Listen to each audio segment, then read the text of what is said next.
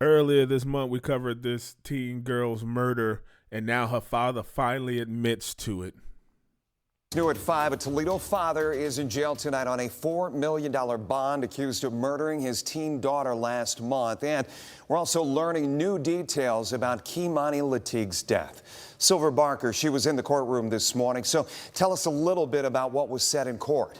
Yeah, Jeff, a Toledo police detective says in court documents that Darnell Jones Ogletree admitted to killing Kei'Mani in that abandoned house on Miami Street. And we now know the coroner says she was killed with a bladed instrument. Jones was pushed into the courtroom in a wheelchair, wearing a special vest. His hands cuffed as Judge Nicole Corey read the charges. The allegations of the crime are not only the most serious, but some of the most heinous in nature. His bond is $4 million. A murder charge accounts for half of that amount. Why the hell does he get a bond? Why in the world would this man get a fucking bond? Abduction charge is another $1 million and another $1 million for felonious assault. The judge says she considered multiple factors. The court has to consider the nature and circumstances of the crime, have to consider whether a weapon was involved, have to consider any potential weight of evidence against the defendant, have to consider defendant's family ties, financial resources, record of conviction. That includes a public safety assessment. That is a measurement of whether a defendant is a flight risk. The judge said Jones scored a 4 on a scale from 1 to 6, with 6 being the most risk. It's okay, he was shot. I understand that. Where is the injury? I got a bullet in the back. Okay. Jones remains in the medical unit of the Lucas County Jail after being bullet in the back, should have been in the head. Shot by Columbus police March 25th. That's where he was found a week after Kei'Mani disappeared. He's also charged with felonious assault there for allegedly trying to shoot at police. Ooh, did he have a gun on him? He tried to win for that gun. Look at that. That officer wasn't playing.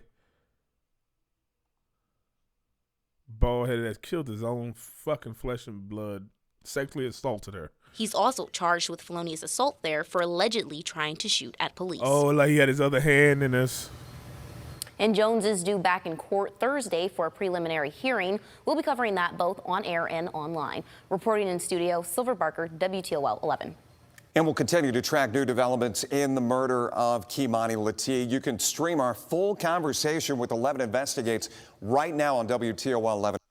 I don't know if y'all remember Cave Dwellers. We covered her murder and her at her grandma's house and him coming to get him and just a bunch of lies and him saying that him and his nephew or cousin was there, and she said somebody was breaking in the house, but he took this girl to an abandoned building and did all types of things to him. His own flesh and blood. He's supposed to protect her, see her grow up, and he did that out of nowhere, just to do that. Not even to a random. It's bad enough to do it to anybody, but to your own flesh and blood is just heinous. There's a special place in hell for somebody like him.